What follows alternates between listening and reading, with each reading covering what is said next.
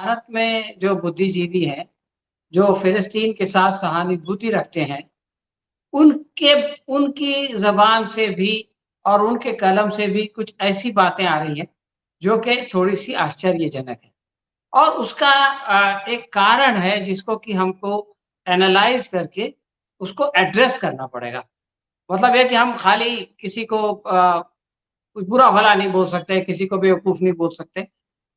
एक आदमी जो कि आपका हमदर्द है, वो ऐसा क्यों सोचता है, इसको हमको सोचना पड़ेगा। तो मैं इसी सिलसिले में पहली बात ये कह रहा था कि हम भारत की इस सिचुएशन को जिसमें हम हैं और फ़िलिस्तीन की जो सिचुएशन है या गाज़ा की जो सिचुएशन है, वहाँ की जो परिस्थिति है, उसके फ़र्क को समझना पड़ेगा। गाज़ा में और फ़िलिस्तीन में आज वो परिस्थिति है जो कि 1947 से पहले भारत में थी।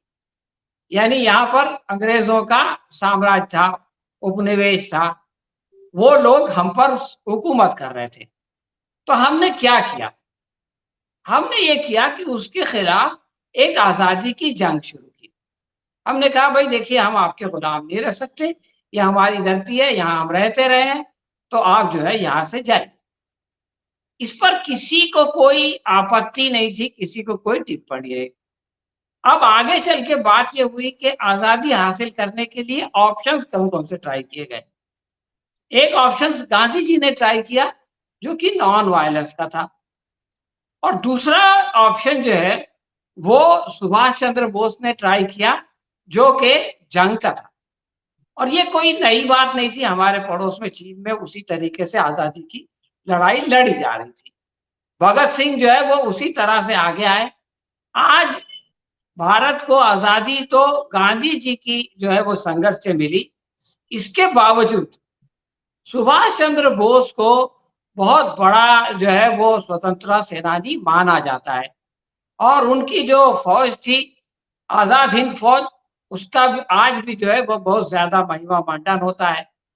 हम ये बात जानते हैं कि सुभाष चंद्र बोस ने अपनी देश को आज़ाद कराने के लिए जापान की मदद ली, जर्मनी की मदद ली। तो ये सब चीज़ें हो चुकी हैं खुद हमारे अपने देश में।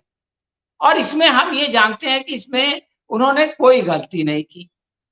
लेकिन यही काम अगर गाज़ा में हो जाए, गाज़ा में जो है वो हमास अपनी आज़ादी के लिए लड़े, वो सुभाष चंद्र बोस से जो है वो उनके तरीके पर चले, वो अगर जो है वो जर्मनी और जापान के बजाय ईरान या सीरिया से मदद ले, तो हमको ये लगता है कि वो एक आतंकवादी हो गया। तो ये जो सिचुएशन को नहीं समझने का प्रॉब्लम है, उस परिप्रेक्ष्य में नहीं समझने का प्रॉब्लम है, जिसमें कि वो है, तो गड़बड़ हो जाती है। दूसरी बात ये है कि हमारे यहाँ कुछ वाक़यात ऐसे हुए हैं हाल में कि हम लोग उसकी ऐनक लगा के जो है वो सारी परिस्थिति को देखते हैं। जैसे भिंडारन वाले के बारे में ये बात कही जाती है कि उसको खुद इंदिरा गांधी ने खड़ा किया और उसके बाद वो उन्हीं पे आ गया और उसकी वजह से इतना कुछ जो कुछ भी हुआ, वो आतंकवाद हुआ या जो कुछ भी हुआ। हम उसको ले जाकर के हमास पे फिट कर देते हैं कि जैसे और कुछ लोग तो ऐसे मैंने सुना है, मुझको हैरत है, वो ये कहते हैं कि हमास जो है वो जनाब इस्राइल की एजेंट है। इस्राइल को बचाने के लिए हमास ने ये हमला किया। नेतन्याहू की सरकार कमज़ोर हो गई थी इसलिए नेतन्याहू ने उसके ज़रिए से हमला कराया। ऐसे बोलने वाले बड़े-बड़े बुद्धिजीवी मौजूद हैं। और जब उनसे पूछा जाए कि आपके पास इसके लिए क्या सबूत है, तो वो कहेंगे कि भाई देखो भिंडारन वाले की तरह मामला है। हालाँकि हमास का मामला ये है कि वो वहाँ की बहुत बड़ी पॉपुलर पार्टी है। उसने गाज़ा पे हुकूमत की है, उसने इलेक्शन जीता है और आज वो वेस्ट बैंक में भी इतनी पॉपुलर हो गई है कि वो 2014 के बाद इलेक्शन नहीं हो रहे हैं, इसलिए कि अगर इलेक्शन हो गए तो वो जीत जाएगी। तो आप एक वो पूरे फिलिस्तीनियों को रिप्रेजेंट कर रही है। आप पूरे फिलिस्तीनियों को रिप्रेजेंट करने वाली एक ऑर्गेनाइजेशन को एक आतंकवादी संगठन कहते हैं, आईसिस कहते हैं। आईसिस किसको रिप्रेजेंट करता था? किसी को नहीं। तो ये जो है वो सही कंपैरिजन नहीं है, सही तुलना नहीं। तो ये जो हम लोग पुलवामा की बात हमारे ज़हन में आ जाती है। और ये कहा जाता है कि भाई जिस तरह से उसको मैनेज किया गया उसी तरह से इसको मैनेज किया गया। तो ये जो घटनाएँ भारत में हुई है, इसको हम जो है वो फ़िलिस्तीन के परिप्रेक्ष्य में नहीं देख सकते। अगर हम देखने की कोशिश करेंगे तो गलती करेंगे। दूसरी बात जो मैं कहना चाहता हूँ वो ये है कि लोग ये जो कहते हैं कि नेतन्याहू ने अपनी पॉपुलैरिटी को बढ़ाने के लिए किया। अभी कल एक सर्वे आया, उस सर्वे के मुताबिक 94% जो इस्राएली लोग हैं, उन्होंने ये कहा कि ये जो हमारी शिकस्त हुई 75 साल में सबसे बड़ी शिकस्त है और इसके लिए नेतन्याहू ज़िम्मेदार है। तो पॉपुलैरिटी कहाँ से बढ़ी? 94% लोग अगर आपके खिलाफ कह रहे हैं, सर्वे में अपनी राय दे रहे हैं, इसका मतलब तो पॉपुलैरिटी ध्वस्त हो गई। और नेतन्याहू इतने बेवकूफ़ नहीं है कि वो जो है कोई ऐसा काम करे जिससे कि उनका सत्यानाश हो जाए।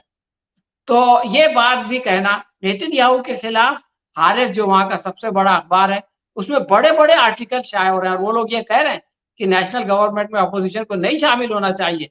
सबसे पहले नेतन्याहू का रिज़िग्नेशन लेना चाहिए और उसके बाद ही जो है वो बात आगे बढ़नी चाहिए।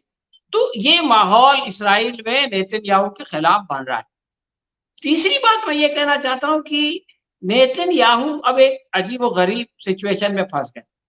नेतन्याहू ने जोश में आके पहले 1 लाख लोगों को और फिर 3 लाख रिज़र्व्स को जो है वो गाज़ा के बॉर्डर पे तो भेज दिया।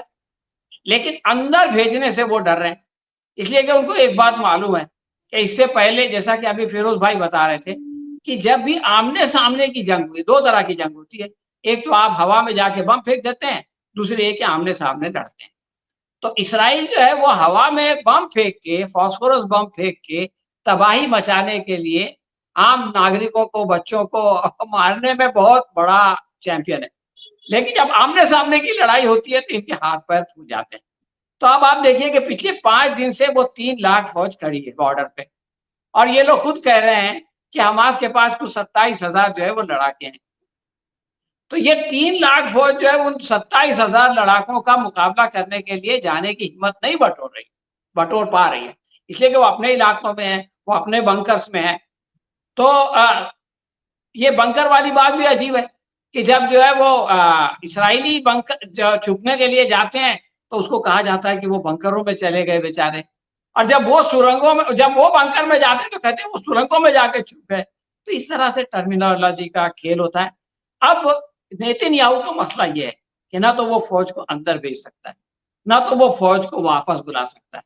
जितनी तबाही ऊपर से करना है, वो कर लेगा, लेकिन अल्टीमेटली जो है उसको झुकना पड़ेगा। इसलिए कि उसके ऊपर प्रेशर पहले दिन ही चीन का और रूस का प्रेशर आ गया। इसकी वजह से सिक्योरिटी काउंसिल के अंदर में रिज़ोल्यूशन पास नहीं हो सका और फिर दूसरा भी प्रेशर आएगा। तो बहरहाल एक जैसे कोई गुंडा बदमाश होता है, वो अपना गुस्सा निकालता है, कुछ लोगों को मारता है, पीटता है, ये जो है वो इज़राइल कर रहा है।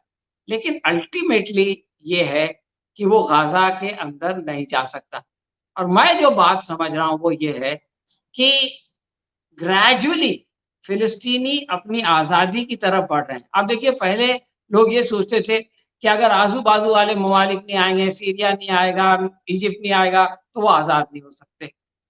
उसके बाद फिर ये होता था कि जब ये लोग जाके हमला करते थे, तो वो मुकाबला करते थे। लेकिन पिछली बार नाब्लुस में उन्होंने खुद से स्टार्ट किया, खुद इनिशिएटिव लिया। इनिशिएटिव कोई भी ले सकता है। अगर इज़राइल ले सकता है, तो वो क्यों नहीं ले सकते? किसी न किसी को तो इनिशिएटिव लेना ही पड़ता है। तो पिछली बार उन्होंने पहली बार इनिशिएटिव लिया और पूरे इस्राएल में डर पैदा हुआ पहली बार। डराने वाले डर गए और अब दूसरी बार ऐसा हुआ और वो क्यों हुआ इसके बारे में ये बता चुके हैं। मैं उसको दोहराना नहीं चाहता कि वो जो इरादे उनके थे, उनको उन इरादों से रोकने के लिए ये लाज़िम डिटरेंट हो गया था। तो उन्होंने एक ख़ास डेट को पकड़ा, उस डेट को पकड़ा जिस दिन पिछली जंग खत्म हुई थी। ये प्लान चीज़ थी और उस दिन उन्होंने जो है वो बहुत ही प्लान अंदाज में एक हमला किया। जंग में यही होता है, कभी एक पक्ष हमला करता है, कभी दूसरा पक्ष हमला करता है। वो लोग जंग की हालत में हैं, तो ऐसा नहीं होगा कि हमेशा दूसरा ही पक्ष हमला करेगा और वो जो है अपने आप को डिफेंड करेंगे। कभी-कभार ये भी होगा कि वो हमला करेंगे और ये पक्ष डिफेंड करेगा। तो ये सिचुएशन है और मैं ये समझता हूँ कि ये एक बहुत बड़ा जंप है उनकी आज़ादी की तरफ। इसके बाद ये होगा कि जो बहुत सारे लोग 2-2 पासपोर्ट लेके इज़राइल में बैठे हुए हैं, अमेरिका और यूरोप के, वो आहिस्ता-आहिस्ता ये सोचेंगे कि भाई ये सरकार हमको सुरक्षा नहीं दे सकती, इसलिए चलो जो अपना दूसरा पासपोर्ट जहाँ का है, वहाँ जाके रहें। और इस तरह से ये जो दीवार गिरना शुरू हुई है, ये जो लोगों को आप हमेशा गुलाम नहीं बना के रख सकते। कभी न कभी उनको आज़ादी मिलती है और लोग जो है अगर प्यार से नहीं आज़ादी देते तो लड़ के ली जाती है। तो ये प्रक्रिया शुरू हुई है और मैं ये समझता हूँ कि इसके लिए बहुत बड़ी-बड़ी कुर्बानी उनको देनी पड़ेगी। लेकिन अल्टीमेटली वो लोग इसके नतीजे में एक आज़ाद फ़िलिस्तीन में साँस लेंगे और वो दिन दूर नहीं है। बस मैं इतनी ही बात कहना चाहता था। बहुत-बहुत धन्यवाद डॉक्टर सलीम खान जी। मैं अंतिम टिप्पणी के लिए डॉक्टर आनंद प्रकाश तिवारी जी को आमंत्रित करती हूँ। आप सब साथियों का बहुत बहुत धन्यवाद। और हमारा समय काफी बीत चुका है, 8 मिनट हम लोग पार हो चुके हैं। तो एक बात तो है कि आज की तारीख में दुनिया फिर एक बार भयंकर शीत युद्ध के दौर में फंस गई है और यही चाहते हैं ये जो ये अपने आप के विकसित देश कहते हैं, अमेरिका हो चाहे नाटो हो, दूसरी दुनिया खत्म होने के बाद भी इन लोगों का अपनी हरकत से लोग बाज नहीं आ रहे हैं और पूरी दुनिया में अशांति फैलाने का काम कर रहे हैं। इनको इससे बाज आना चाहिए और इसमें सीधा-सीधा संयुक्त राष्ट्र संघ को हस्तक्षेप करना चाहिए। हालांकि संयुक्त राष्ट्र संघ में भी इन्हीं लोगों का वर्चस्व बना हुआ है, लेकिन संयुक्त राष्ट्र संघ को हस्तक्षेप करके दुनिया में शांति कायम करने के लिए यह युद्ध तो तत्काल रुकवाना ही होगा और फिलिस्तीनियों को उनका हक दिलवाना होगा, दिलवाने की पहल करनी होगी और खास करके उसमें भारत की भूमिका बनती है। भारत को अपने अपने दायित्व की पूर्ति करनी चाहिए और ये जो सांप्रदायिक ध्रुवीकरण की राजनीति कर रहा है अपना भारत अपने देश में और ये दुनिया की चीजों को लेकर के, इससे अलग हट करके हम शांति के देश हैं, हम बुद्ध के देश हैं, हम गांधी के देश हैं और हमारी जिम्मेदारी बनती है कि अपने देश में शांति रहे और दुनिया में शांति रहे। दुनिया में शांति रहेगी तभी हमारे देश में शांति होगा। तो अब आज आप सारे साथी